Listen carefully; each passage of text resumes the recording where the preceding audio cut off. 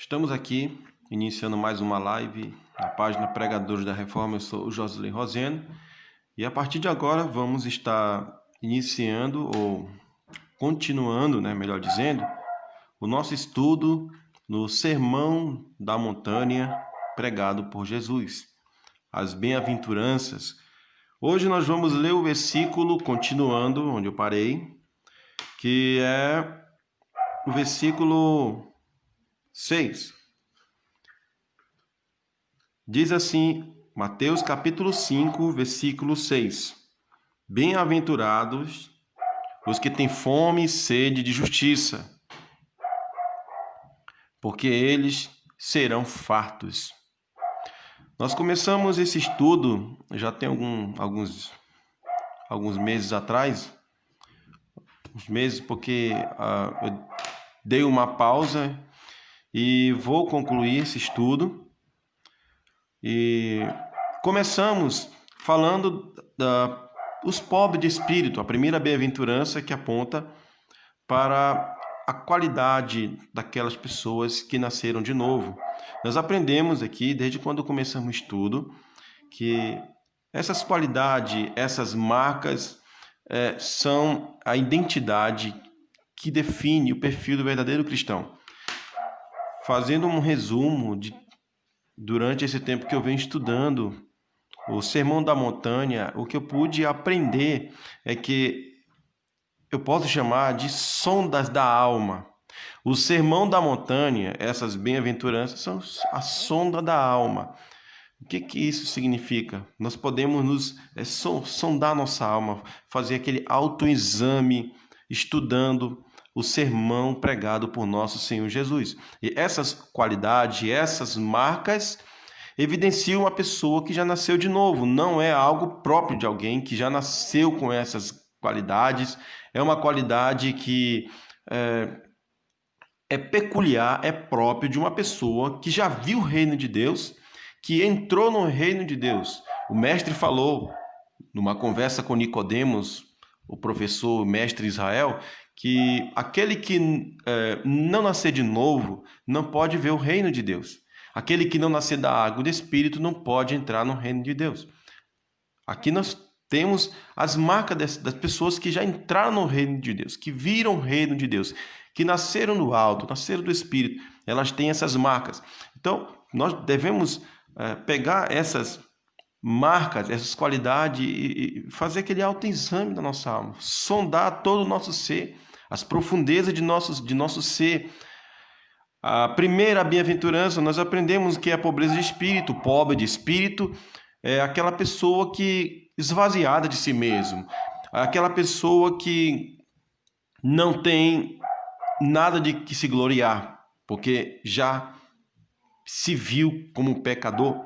E ele diz o Senhor: bem-aventurados que choram, porque serão consolados. E por elas se sentirem tão vaziadas, perceberem os seus pecados, perceberem as suas debilidades, suas fraquezas, elas choram pelos seus pecados do seu semelhante, do seu próximo.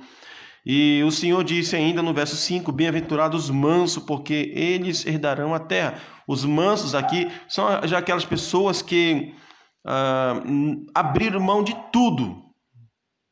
Elas vivem uma experiência da cruz na alma diariamente. Elas não brigam por nada neste mundo. Elas se contentaram com aquilo que têm. São os mansos. E hoje nós vamos estar estudando a fome e sede de justiça. O Senhor Jesus disse: bem-aventurado, felizes os que têm fome e sede de justiça, porque eles serão fartos. Bem, meus amigos, agora nós vamos estudar essa parte do nosso estudo, fome e sede de justiça. Durante essa live, nós vamos entender o que significa ter fome e sede de justiça. As pessoas, elas cometem um erro. Depois que Adão caiu, o ser humano não foi mais o mesmo. E todos são propensos a buscar a felicidade, em primeiro lugar. E isso é um erro. Estudando esse sermão, aqui nós aprendemos que isso é um erro. As pessoas primeiro buscar a felicidade em vez de a justiça. O Senhor Jesus diz: felizes os que têm fome e sede de justiça. Essa fome, essa sede, essa busca por justiça resulta em felicidade. Jesus está dizendo, o Senhor está dizendo que essas pessoas são felizes. Há um erro também encontrado nas Escrituras por parte daquelas pessoas. Há um erro. A Bíblia Sagrada nos mostra esse erro, as pessoas buscando a felicidade em vez da justiça em primeiro lugar. A justiça devemos buscar ela em primeiro lugar. O Mestre disse: feliz o que tem fome e sede de justiça, e não o que tem fome de felicidade. Nós vamos agora ver nas Escrituras um erro que ela nos mostra, as pessoas buscando bênçãos, felicidade, contentamento em coisas perecíveis em vez de justiça. Em João, no capítulo 6, ali nós vamos encontrar uma multidão que estava seguindo o Senhor. E o Senhor havia multiplicado os pães, e elas foram em busca do Senhor. Em João capítulo 6, versículo 24, assim diz o evangelista na narrativa: vendo, pois, a multidão que Jesus não estava ali, nem os seus discípulos, entraram eles também nos barcos e foram a Cafarnaum em busca de Jesus. Vendo, pois, a multidão que Jesus não estava ali no local onde ele havia multiplicado os pães e dado à multidão. A multidão não encontrou o Senhor Jesus naquele lugar. Elas entraram no barco e foram para Cafarnaum em busca de Jesus. E João continua a narrativa dizendo no verso 25: e achando-o no outro lado do mar, disse-lhe: Rabi, quando chegastes aqui? Parece que essas pessoas estão buscando de fato o Senhor Jesus. João diz que elas estavam em busca do Senhor, à procura de Jesus. Mas, continuando a leitura, a meditação, nós vamos perceber nas narrativas de João que essa multidão não estava buscando o próprio Senhor Jesus, mas estava buscando as bênçãos do Senhor Jesus. Elas estavam buscando não aquele que é o pão da vida. Quando elas chegam em Cafarnaum e perguntam ao mestre: quando chegastes aqui?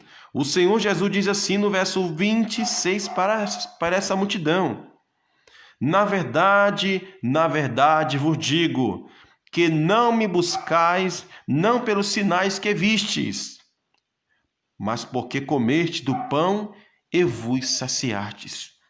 O Senhor está dizendo que estas pessoas, essa multidão de pessoas estavam buscando, não era pelos sinais que elas viram, mas sim pelo pão que comeram. Elas estavam buscando o Senhor por causa do pão perecível, algo que perece, algo que não tem durabilidade. O Senhor diz: vocês me buscam por causa da comida. Lamentável, meus amigos, ver uma multidão buscando o Senhor Jesus por causa de comida, com as suas almas sedentas ou necessitadas, posso até dizer, nem sedentas, porque o homem natural não tem sede, não tem desejo por Deus, mas vou corrigir aqui, elas estavam ali com as suas almas mortas. As almas dessas pessoas, o que era para ser dado a elas, era o pão da vida, e elas não estavam buscando o pão da vida. O Senhor dá uma advertência para essas pessoas no versículo 27, dizendo: não trabalhai pela comida que perece, mas pela comida que permanece para a vida eterna, o qual o Filho do Homem vos dará, porque a este o Pai, Deus, o selou. O Senhor corrige essa multidão, a incentivar eles, ensinando eles a buscarem a comida que permanece para a vida eterna, o pão da vida. E no versículo 31, eles dizem assim, a multidão fala assim para o nosso Senhor: nossos pais comeram maná no deserto, como está escrito, Deus lhes deu a comer o pão do céu. No verso 32, o Senhor Jesus diz assim, na verdade vos digo que Moisés não vos deu o pão do céu, mas meu Pai vos dá o verdadeiro pão do céu. Porque o pão de Deus é aquele que desce do céu e dá vida ao mundo. O Pai no Antigo Testamento deu o maná para satisfazer a fome daquele povo no deserto. Mas no Novo Testamento, aqui no livro de João, o Senhor Jesus declara nessas maravilhosas palavras o pão superior que o Pai deu. É o pão da vida, é o pão que dá vida ao mundo. E a multidão, no verso 34, não sabia o que estava pedindo. Disseram-lhe, pois, Senhor, dai-nos sempre desse pão. Eles não sabiam o que estavam pedindo. Eles não estavam buscando o pão que Jesus estava falando aqui. E Jesus disse-lhe, eu sou o pão da vida. Aquele que vem a mim não terá fome, e que crê em mim nunca terá sede. Mas já vos disse que também vós me viste, e contudo não creste. Porque eu desci do céu não para fazer minha vontade, mas a vontade daquele que me enviou. E a vontade daquele que me enviou é esta, que nenhum de todos aquele que me deu se perca, mas que ressuscite no último dia. A vontade daquele que me enviou é esta, que todo aquele que vê o Filho e crê nele tenha a vida eterna. Era isso que Jesus estava falando. Aquele que comeu o pão que meu Pai dá, aquele que vem a mim não terá fome. Aí a multidão murmura, eu sou o pão. Murmuravam, pois, deles os judeus, porque dissera, eu sou o pão que desceu do céu. E diziam, não é este Jesus, o filho de José, cujo pai e a mãe nós conhecemos? Como, pois, disse ele, desci do céu? Bom, aqui fica bem claro que essa multidão é incrédula. Eles não estavam buscando o pão da vida, estavam buscando a felicidade, estavam buscando bênçãos, estavam buscando comida, coisas perecíveis. Respondeu, pois, Jesus e disse-lhe, não murmurei entre vós, ninguém pode vir a mim se o Pai que me enviou não trouxer. Quando o Senhor Jesus disse, eu sou o pão da vida, o pão que Deus, porque o pão de Deus é aquele que desce e dá vida ao mundo. Sou eu o pão que o Pai enviou. Quando Jesus disse isso, a multidão não quis, porque eles não queriam o pão da vida, o pão do céu. Eles queriam o pão terreno, eles queriam bênçãos, felicidade. O mais importante, fome e sede de justiça, eles não tinham. Eles estavam em busca do Messias político, militar, o Messias que livrasse eles do Império Romano. Eles estavam em busca de um reino terreno e não reino celeste, e não o reino de Deus, o reino dos céus. Bem, aqui nós temos a multidão buscando errado, buscando felicidade, buscando pão, buscando comida, em vez da justiça. Bem-aventurado, feliz o que tem fome e sede de justiça, porque serão fartos.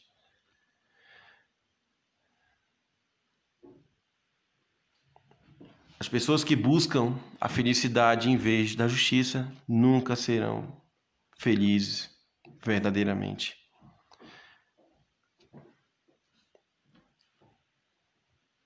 Nós acabamos de mostrar aqui a exemplo, a multidão que busca a felicidade em vez da justiça, buscando o pão terreno em vez do pão do céu. Em Mateus capítulo 6, no verso 31, nós somos ensinados ali no contexto do nosso estudo, porque tem uma relação com o capítulo 5, né, o Sermão da Montanha. O Senhor Jesus nos ensina sobre o contentamento. Ele diz assim: não andeis inquieto por coisa alguma. Não andeis, pois, inquieto, dizendo: o que comeremos, o que beberemos, o que nos vestiremos. Porque todas essas coisas os gentios procuram. De certo, vosso Pai Celestial bem sabe que necessitai de todas essas coisas. Mas buscai, aqui o Senhor Jesus ensina de uma forma correta. Buscai primeiro o reino de Deus. Buscai primeiro o reino de Deus e a sua justiça. Aí ele diz: e todas essas coisas vos serão acrescentadas. Vejam, aqui está bem claro no ensinamento do nosso mestre, que quando buscamos a justiça de Deus em primeiro lugar, a felicidade ela resulta disso. É isso que Deus nos ensina através da sua palavra. Nós estamos vivendo em uma geração que repete os mesmos erros.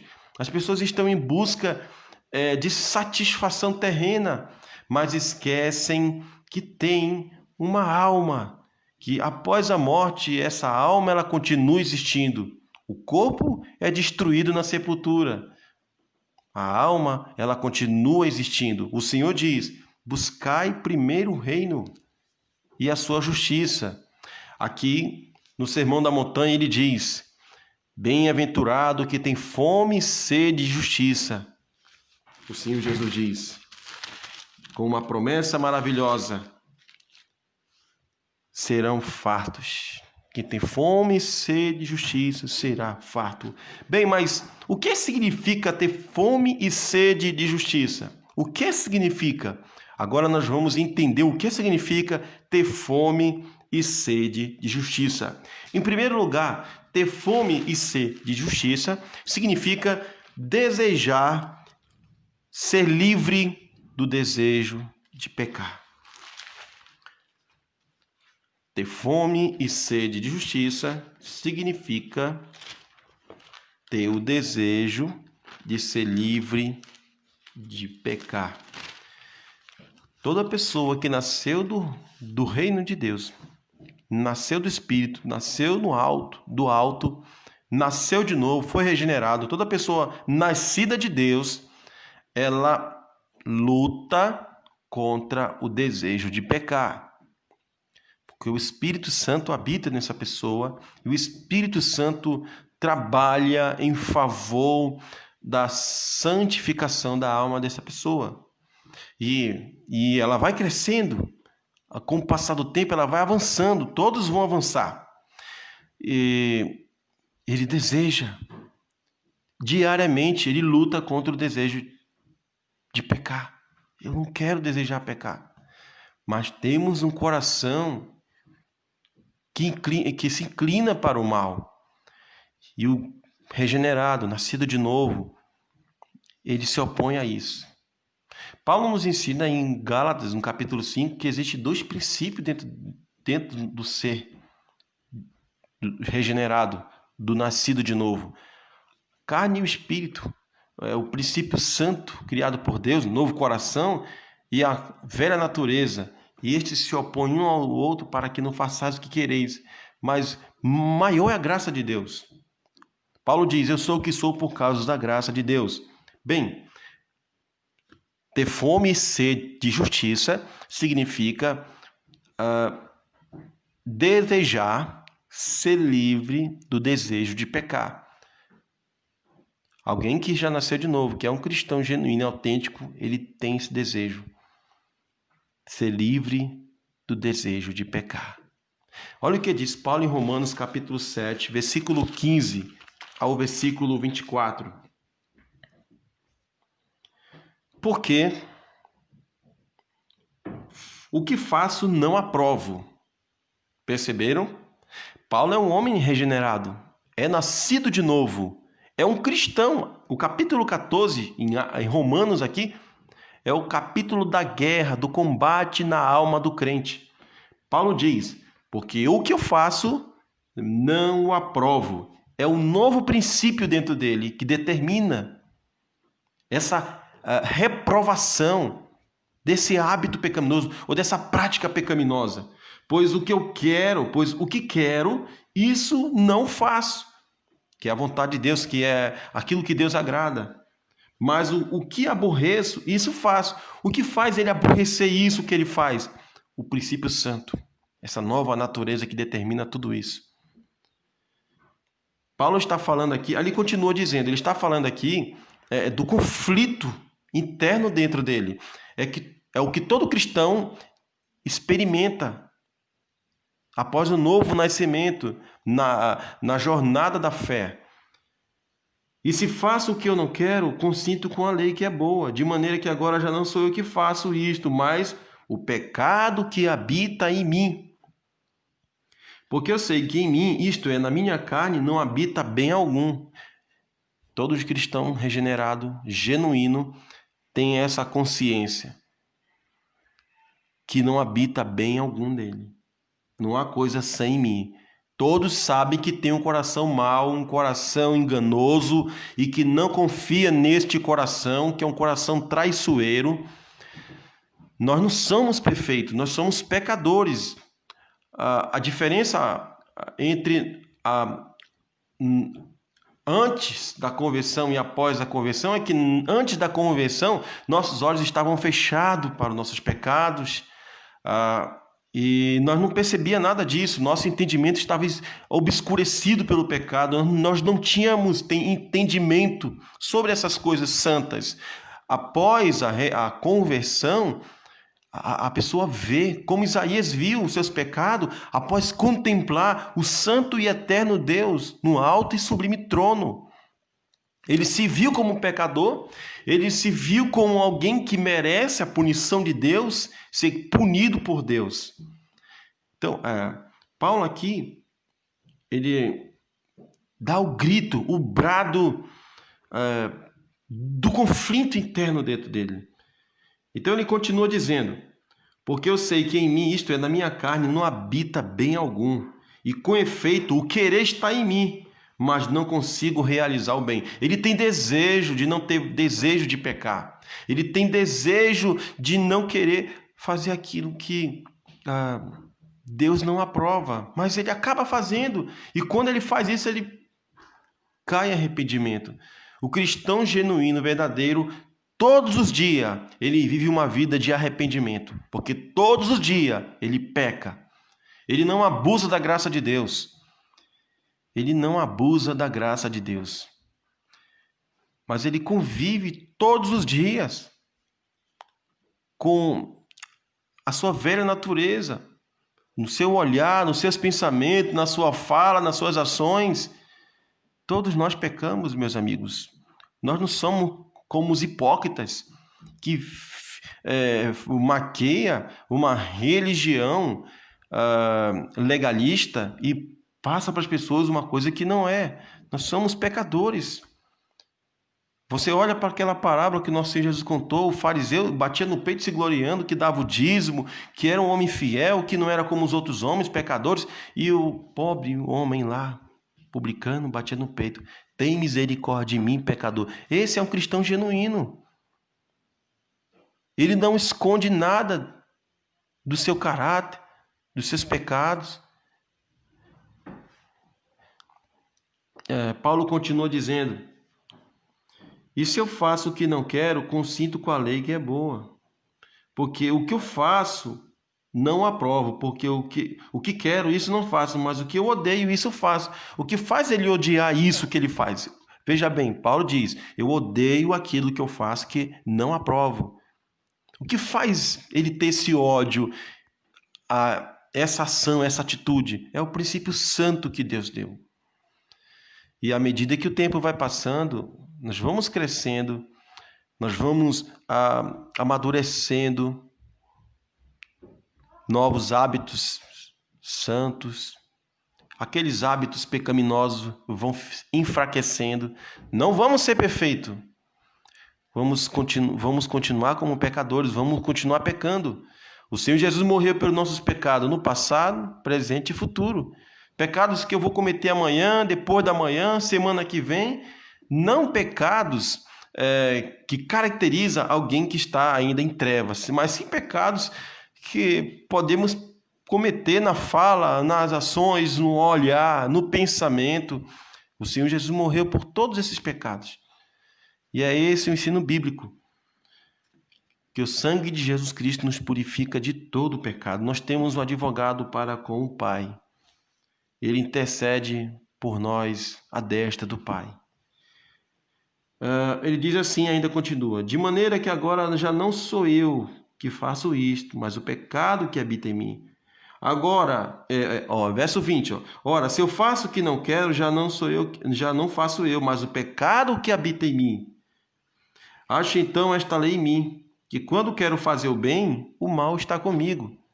Não existe nenhum cristão na face da terra que vai fazer o bem sem estar misturado com o mal.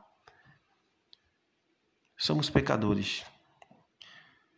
Porque segundo o homem interior, tenho prazer na lei de Deus, tenho prazer na palavra de Deus, tenho prazer nas escrituras. Aqui distingue, essa característica distingue o cristão autêntico, diferencia um cristão genuíno do falso. O verdadeiro cristão, ele tem desejo pela palavra de Deus, ele tem prazer, inclinações para a palavra de Deus. Segundo o homem interior, tenho prazer na lei de Deus. Uma criança, quando está viva, ela vai desejar o leite. Se há vida na alma, deve haver o desejo pela palavra de Deus. O que Pedro diz na primeira carta? Como criança recém-nascida, desejai o leite, para que vá descrescendo. Sinal de vida na alma é desejar a palavra de Deus.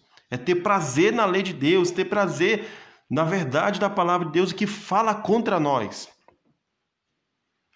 Mas vejo nos meus membros outra lei que batalha contra a lei do meu entendimento e me prende debaixo da lei do pecado que está nos meus membros. Miserável homem que sou, quem me livrará do corpo desta morte?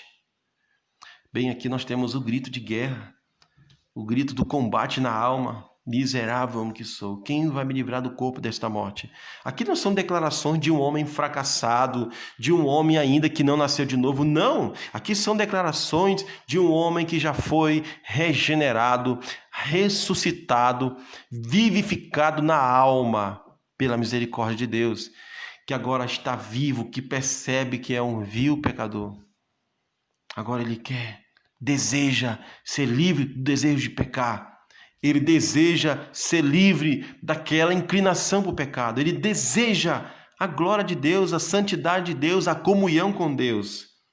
Mas ele continua no versículo 25 e fecha com chave de ouro, dizendo: dou graças a Deus por Jesus Cristo. Miserável homem que sou, quem me livrará do corpo desta morte? A resposta vem no verso 25. Dou graças a Deus por Jesus Cristo, nosso Senhor. Bem, meus amigos, esta é a boa notícia do Evangelho, que o Senhor Jesus veio para os pecadores, veio para miserável homem que somos, e que nos livra do corpo desta morte. O significado fome e sede de justiça significa desejar ser livre do desejo de pecar. Em segundo lugar, ter fome e sede de justiça significa desejar comunhão com Deus, desejar companhia de Deus, estar unido com o Senhor Deus. Eu quero ler o Salmo da Bíblia Sagrada, o Salmo 42, que foi um salmo, o contexto desse Salmo 42, Davi está exilado, ele está longe do templo, ele não está participando do culto público por causa de Saul, que está caçando, perseguindo para o matar. E então ele deseja estar com os irmãos, está no templo adorando a Deus, desfrutando das bênçãos no culto público. E ele então usa uma analogia, ele faz uma analogia do cervo, aquele mamífero, aquele animal que é a fêmea do veado. Ele diz assim, Salmo 42, verso 1, como um cervo brama pelas correntes da água, assim suspira a minha alma por ti, ó Deus. Bem, aquele animal, o cervo, que está entre os cães ferozes, os predadores, os caçadores, e a água que ele deseja, ele pode morrer, ele pode custar a vida dele. É um desejo intenso de estar em contato com as correntes das águas para saciar sua sede. Davi pega essa figura e usa uma analogia no Salmo 42 para expressar a gigantesca fome, sede de justiça, a comunhão com Deus. E ele continua dizendo, a minha alma tem sede de Deus, do Deus vivo. Aí ele faz uma pergunta, após o ponto e vírgula. Quando entrarei e me apresentarei ante a face de Deus? Ele deseja a presença de Deus, a comunhão com Deus, participar do culto público. Um verdadeiro cristão não deseja ficar sem congregar numa igreja. Eu tenho um pensamento comigo. Se for para me congregar numa igreja antibíblica, eu prefiro não congregar em nenhuma. Mas não desejo ficar sem congregar. É importante nós congregar em igreja. Muitas pessoas têm se afastado dos tempos por causa de situações difíceis que vivenciam na sua vida, por falta de maturidade, né? Mas nós precisamos congregar, nós devemos as bênçãos. Há muitas bênçãos que nós desfrutamos no culto público. A ceia do Senhor, estar ali com os irmãos ouvindo a palavra de Deus, é um meio de graça público que Deus compartilha com o seu povo através da pregação do Evangelho, através dos meios de graças, a ceia,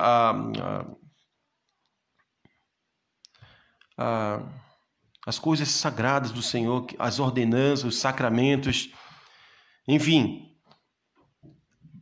A segunda, significado, significa, em segundo lugar, desejar, ter fome e sede de justiça, significa desejar comunhão com Deus.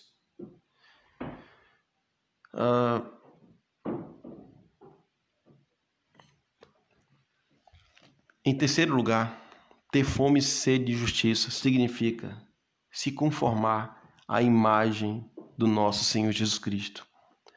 O apóstolo Paulo, em Colossenses capítulo 3, nos ensina essas grandes verdades. Fome e sede de justiça significa, em terceiro lugar, se conformar à imagem do nosso Senhor Jesus. Ele é o nosso padrão, é o nosso modelo. Nós fomos criados em Cristo Jesus para boas obras, as quais Deus preparou para que nós andássemos nela. Porque nós somos feitura sua, somos criados em Cristo. Nascemos de novo, fomos criados, regenerados, para ser conforme a imagem do segundo Adão, que é Jesus Cristo. Efésios 2:10. Aqui em Colossenses capítulo 3, o verso 10, o verso 8 diz assim: mas agora despojai-vos. Despojar aqui, quando os reis iam para a batalha, eles pegavam os despojos, né, de alguém que perdeu a batalha, os despojos é daquele que ganhava. Então, despojar, alguém que já perdeu para si próprio, né, que eu perdi, que o Senhor quem ganha, o Senhor é o vencedor, porque eu estou errado e o Senhor está certo. Então, despojai-vos aqui é alguém que renunciou de tudo, né? Alguém que abriu mão de si próprio, que diz não para si mesmo. Despojai-vos também de tudo, da ira, da cólera, da malícia, da maledicência das palavras, torpe da vossa boca. Só lembrando que o nosso Senhor Jesus falou para a multidão, dizendo: aquele que quiser me seguir, negue a si mesmo, tome a sua cruz e me siga. Isso aqui significa tomar a cruz e seguir o Senhor. É ter uma experiência da cruz na alma. Ele diz: despojai-vos também de tudo, da ira, da cólera, da malícia, da maledicência, das palavras torpes da vossa boca. São hábitos pecaminosos que não convêm às pessoas que pertencem ao reino de Deus. Não mintais uns aos outros, porque já vos despiste, ou despir é tirar aquela roupa, né? Ou tirar a roupagem velha e colocar uma nova. Ele diz assim: despiste do velho homem com seus feitos, as suas ações, e vos vestiste do novo. Vestiu uma nova roupagem, né? É isso que ele está nos ensinando aqui, usando essa figura, que se renova para o conhecimento segundo a imagem daquele que o criou. Uma pessoa que é realmente salva do poder do pecado, da culpa do pecado. Alguém que já foi resgatado e que o Espírito Santo aplicou as obras da redenção de Cristo na vida dessa pessoa, ela tem que seguir esse padrão, tem que haver mudança, tem que haver diferença. Você não pode ser como as outras pessoas que não conhecem o Salvador.